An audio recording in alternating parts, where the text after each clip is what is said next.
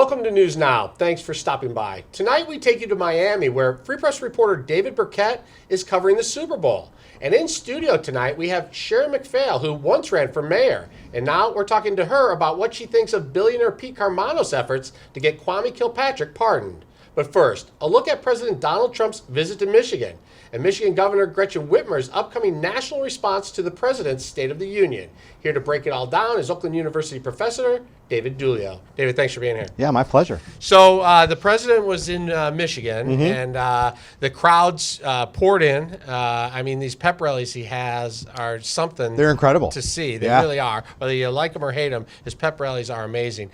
Do you think the president should be in Washington watching the impeachment hearings, or do you think it's good that he just gets on the road and gets out of there? Well, from his perspective, it's better for him to be in places like Michigan, like Macomb County, where it's going to have a huge impact on the 2020 election. There's not much he can do from D.C. with impeachment swirling to impact his reelection chances, but he can sure do something on the ground here in Michigan. So people are always talking about the numbers and what states are most important. We know Michigan is crucial. Right. And we know in the last election, I think it may have been the closest of all the states, or very nearly. Right. So how does that play out now 4 years later? What has changed, or what has stayed the same? Well, there's been some shift, right? We've seen in the last election in 2018 a pretty significant shift toward the Democratic candidates. Of course, Democrats win up and down the ballot in November 2018.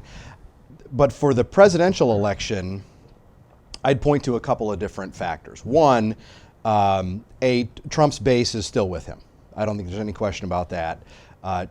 Second, I would say there's nearly 500,000 voters that are going to be really interesting for me to watch coming up. And those are the people that either didn't vote between Donald Trump and Hillary Clinton and skipped that presidential race altogether on their 2016 ballot, and those voters that voted third party. So we had 75,000 people in Michigan in 2016 skip the presidential race. And 10,000 was about the difference, was right? the difference, right.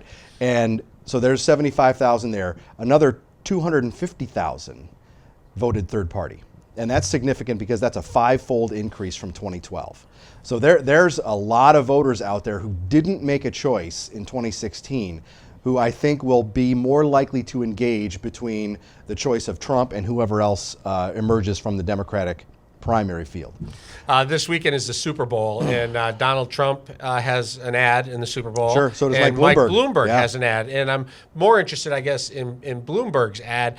Do you think he has the ability to make a big enough name for himself, and is a Super Bowl ad the right place for either of these guys to be trying to win people over? Sure, since it's the Super Bowl, let's use a sports analogy, right? Bloomberg is playing from behind.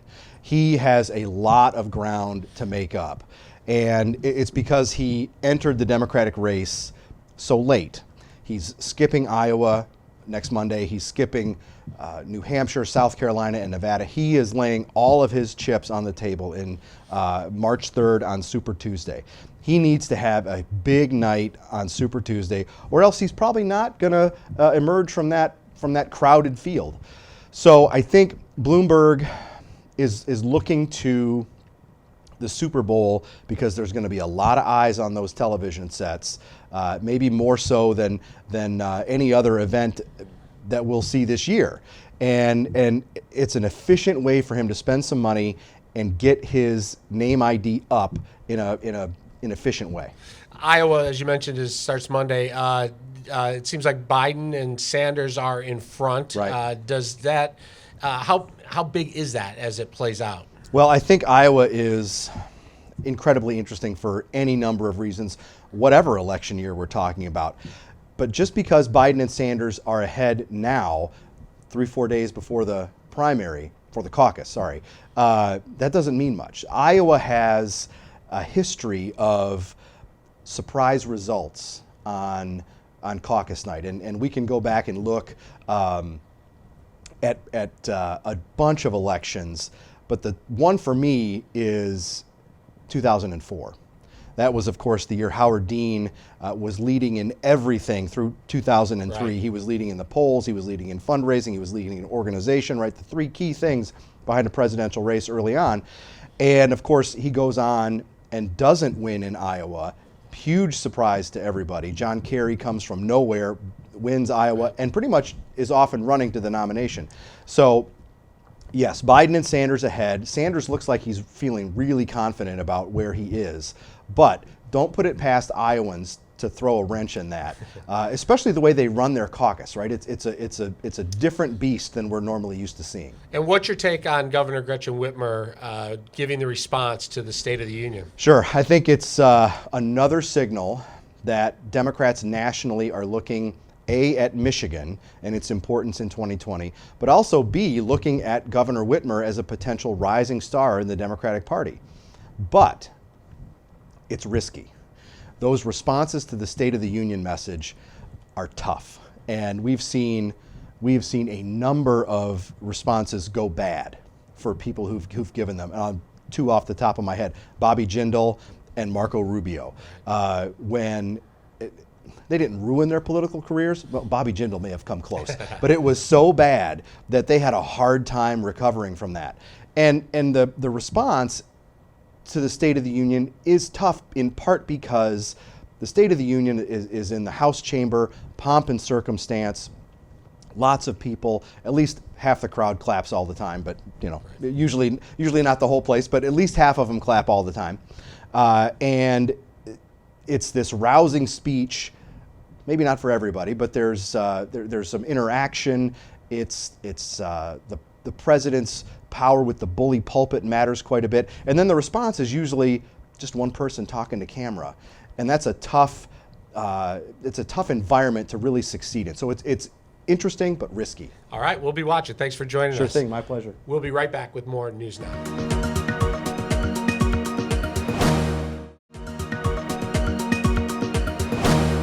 Our next guest has been an assistant U.S. attorney, Wayne County prosecutor, Detroit City Council member, city attorney under Kwame Kilpatrick, and a superintendent at a Detroit charter school. Sharon McPhail, thanks for being here. Thank you for inviting me. You also ran for mayor once, right? I sure did. I want to start today with a former mayor, Kwame Kilpatrick.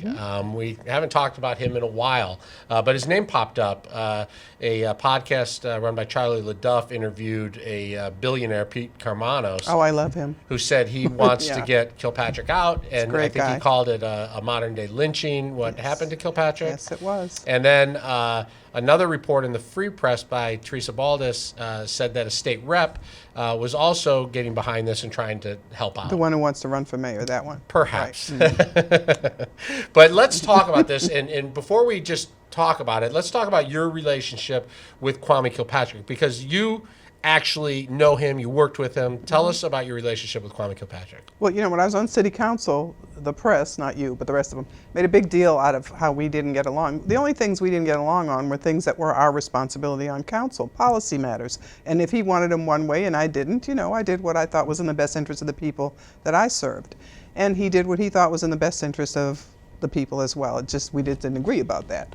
But when it came time to run, that next time, and I really didn't have money to run, but this is the behind-the-scenes story. There you go. So I was going to be there, though, because I knew I could ask the hard questions, and sometimes the candidates, really can't. So I'm, watching what's going on, and I didn't know if I was going to endorse. The Ted Gaceris did some polling, and it showed that 18% of the people would vote for whoever I endorsed. Right. So that's a pretty good, number Chunk of there. people, Yeah. sure, 18%. So, I'm just like watching, and one day there was a radio show. This woman in Detroit who does a lot of radio, whose name I won't mention. Okay. And she said to Freeman, "What about Sharon McPhail's endorsement? What do you think?" And Freeman said, "Oh, no one cares what she thinks." So I said, "Really?" Big mistake. Well, that was a big mistake, right? So, maybe I do need to be involved in this. So, because, I didn't like that kind of attitude, and I knew that the arrogance would really come back with a vengeance once he got in the office. So, but it was if you remember, it was a rough primary. I mean, Kwame came out of that primary 38 points behind. He was down, and then all of a sudden he was back. Yes, and I got visited by a bunch of people, and on the team, there were just 5 of us, Conrad Mallett, Mike Duggan, me, Kwame, and I think his wife was there. It's quite a bit. But we were doing the strategy, and I was doing the debate prep and getting him ready. And so I decided I would endorse 3 weeks out, and then I had a commercial that I couldn't run because I couldn't afford to run it. And this was past the primary anyway. Right. But so I had to get this lady, Miss Bowens, to agree that she would let me use the commercial for Kwame. And if you remember, I'm sure you remember I that do, commercial, I do. Freeman in the background yelling, "Get her out of here now!" Yeah, she was and dragging out of this the meeting. 70-year-old woman up the right. So for no reason, she didn't do anything except say, "Can I ask a question?" So this is who this was, and I felt like Kwame was young enough, and he had made some mistakes in his first term, and I was very clear on that. But some things he did I didn't like much. But the earring was a big thing, And I just told him, there are some things I need you to do, some things for the people who live in this city who have held you up as somebody that they want to support because you're a young black male. So let's give them something for that. And he agreed. And I think in his second term, he was actually going there. Some of the things, he let me do everything I wanted to do. I wanted to get rid of all this money we were sending everywhere else and put it into training centers for people in the city. He allowed me to do that. I did 4 training centers. One of them was an LPN center, and we graduated 4 classes of LPNs. I mean, made it possible for these people, women and men, single moms and dads usually, to have a stipend, a used car, childcare on site. So we took away all of the impediments, and they all graduated. They all did well. So Kwame, before the election, the final election numbers came in, when we were running this commercial, every day we ran it, Freeman lost 3 or 4 points, sometimes more. And then with my endorsement, Kwame gained 10 points. And so by the time the election was held, that's the history, Kwame won by 10 points. Nobody thought that was possible. No. And people were saying stuff about, well, Freeman made a mistake by being over at Rosa Parks' funeral, shaking hands or something. Nobody cared about that. Right. Nobody was getting ready to vote against him for that. But what he did with the school board, yes, that was a problem. So let's fast forward a little bit. Kwame does become mayor, and then he's forced to resign, and then ultimately he is charged with federal crimes and convicted on 24 counts. Do you believe this was about an affair, or do you believe that the federal government proved that there was a conspiracy to basically make money disappear and fix contracts? I think that the people in the FBI that were doing this work absolutely believed that there was money like in foreign banks or something. I mean, they absolutely believed that. I don't think that I think the judge didn't have any evidence of that at all. So nothing should have been based on something you don't have any evidence of.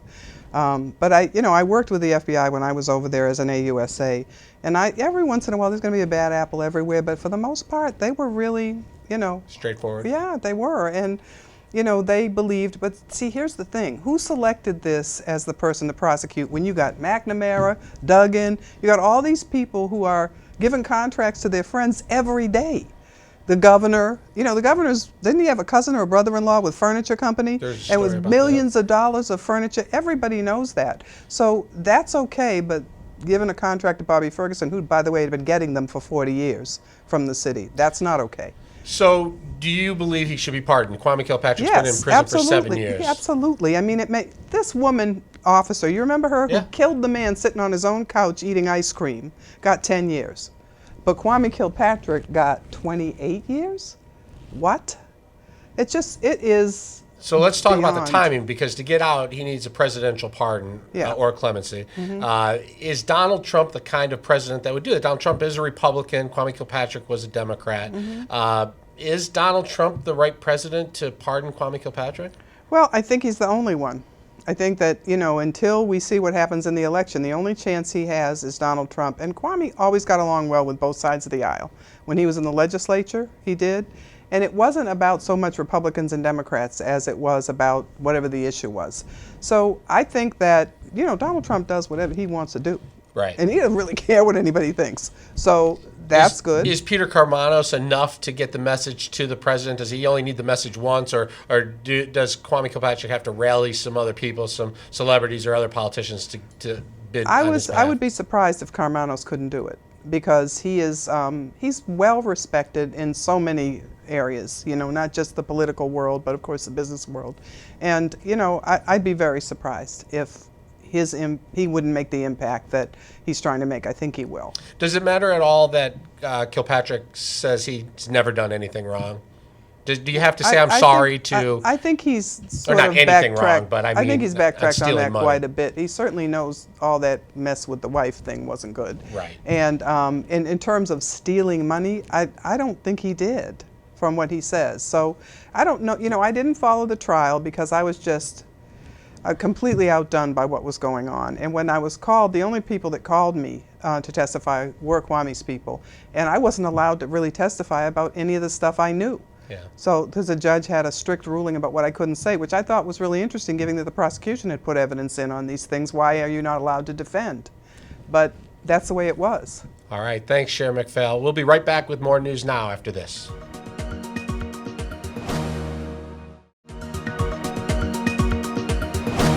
Welcome back. The Lions have never been to a Super Bowl, and maybe they never will be, but Detroit Free Press Lions reporter David Burkett is at the Super Bowl, and he joins us now from Miami. Dave, thanks for joining us. You got it, Kevin. How are you? Good. You having a good time? It's a lot of work. People tend to think the Super Bowl is all fun, but it's a lot of work. But it should be a great game. I bet. Obviously, the Lions are not playing again this year, but do the players and coaches go down there, and do you get a chance to see them if they do? Yeah, they do. I mean, the Radio Row is pretty active on Thursday and Friday of Super Bowl week. A lot of people come in and out, and some people are working, some are just down here for fun. But Matt Patricia was on Radio Row Friday. Devon Kennard was out here on Thursday. Darius Slay made an appearance earlier in the week. So there are a bunch of Lions that were in town for the game. Yeah, I've seen that Radio Row. It's pretty crazy. There's maybe 50, 100 reporters all lined up in the various, whether it's celebrities or athletes, they all kind of go from person to person to do the interviews. Is that how it works? Yeah, I mean, I have a booth for the Free Press this year, a table, I should say. My table's 120. I think there's probably close to 200 tables in the Radio Row setup, plus big studios for, Fox, NBC, Sirius, all those different networks, I guess, and players, actors, MMA fighters, you name it, are sort of all out here this week. Most of them on behalf of different products that they're working for, but making appearances in conjunction with the Super Bowl. What's been your favorite interview so far? Oh man, I got a chance to sit down with Devon Kennard. Just catching up with some old Lions guys. Those are always good ones. Barry Sanders took a seat at the table for a few minutes. Obviously, everyone loves Barry. So anytime you get a chance to catch up with Barry about Lion stories of the past, or Kennard, Darius Slay, some of those guys about Lion stories of the present, those are good ones. Yeah, I love that Barry's back and active with the organization and available. He's such a nice guy and obviously one of the best ever to play. Tell me a little bit about the actual game, San Francisco versus Kansas City. What's the storyline for this Super Bowl? Well, for me, it's twofold. I mean, number one is Patrick Mahomes. I think he's going to be a generational type quarterback. I know it's only been a couple of years. He won an MVP in his second season, obviously. Had a little injury this year, but I think this could be the first of many Super Bowls for him. He's just that type of talent. And if he wins the championship, he's going to be the second youngest quarterback in NFL history to win a Super Bowl. So, obviously, the 49ers have to stop him, and they have a really good defense to do that. I mean, they have the type of team that's played the kind of football you need to slow down the Kansas City Chiefs offense. And from a local standpoint, Robert Saleh, the defensive coordinator of the San Francisco 49ers, Dearborn native, could be a head coach in the NFL as soon as next year. So he's going to have his hands full trying to stop Pat Mahomes in that offense. And if the 49ers win, don't they tie the record for most Super Bowls? And who do you actually think is going to win and why? This would be their sixth. I think they have 5 right now, so certainly one of the more storied franchises in NFL history. But they haven't won in 25 years. The last time they won was actually down here in Miami. Steve Young had a record-setting performance in that game. I went back and forth on my prediction all week. I ended up taking the Chiefs just because of Mahomes. I mean, I think he is the type of quarterback that is going to be a generational type star in the NFL. And from what we've seen from him so far, they came really close to getting to this game last year. I think they're ready to get over the hump now. New England didn't make it this year, but how much of the talk out there is about Tom Brady and his future? Well, there certainly was a little bit of it, and especially Thursday when he sent out kind of a cryptic tweet of a picture of him, sort of. It looked actually like it was walking into the tunnel at Foxborough Stadium, but it was one of those, faraway shots. And I think everyone looked at it like, whoa, does that mean Tom's leaving? Does that mean he's staying? What's going on exactly? And talking to a lot of the analysts this week, that was definitely a topic of conversation that came up. Some people say, hey, look, Tom Brady, there's no reason to sell your reputation. Go out, be remembered for the type of quarterback that you are in New England, stay with the Patriots, while others understand, I guess, the business aspect of it. And maybe you go to California, you write one last chapter there, you get to be a little closer to home, and maybe you get to help yourself in your life after football as well. Yeah, you post that picture with and no words to go with it. You're going to get everybody talking for sure. I think most of the Lions fans that I talk to are less interested in the Super Bowl and more interested in the NFL draft. Do you get a lot of rumors out there? And what are people thinking when it comes to the Lions picking at number 3? Yeah, no, it's a little too early still for rumors. I mean, this is I think a lot of teams have had some versions of draft meetings yet, but things won't really ramp up until the combine at the end of February. But yeah, look, this is the topic that's most on Lions fans' minds right now, and I think the Tua Tagovailoa debate is the one that people want to either are adamantly for it or absolutely hate it, and I think that's something that's going to carry on for the next couple months. That should the Lions take a quarterback at number 3, a guy like Tagovailoa, who was expected to be the number 1 pick in the draft this year. Obviously had a hip injury that is going to knock him down a couple spots. But the Lions have a quarterback in Matthew Stafford who was playing really well last year, has an injury of his own. And so there's a little bit of debate about whether they roll with defense, help that team immediately, or maybe they start building for the future and draft a guy like Tagovailoa who can play the next decade. And if the draft board stays where it's at, what is your mock draft? Who do you think the Lions end up with at 3? I think there's going to be a lot of talk about Tagovailoa, but I don't think the Lions take him, just given the win now situation that both Matt Patricia and Bob Quinn are in. Ultimately, I think there probably will be a trade there at the end of the day, maybe with the Dolphins or a team that wants to go up. Maybe the Lions can talk up to it enough that some team needs to go up to number 2 to get to it, and then they can get Chase Young pushed down to them. But if I had to make a guess right now, I'd say they end up picking around 5. That Dolphins pick, and they get a top defensive player like Jeff Okudah or Derek Brown or Isaiah Simmons. All right, thanks for joining us. Enjoy the Super Bowl. You got it, Kevin. We'll talk to you again. You got it. That's our show for tonight. Thanks to all our guests for sharing their time and stories. For News Now, I'm Kevin Dietz. Have a great night and weekend.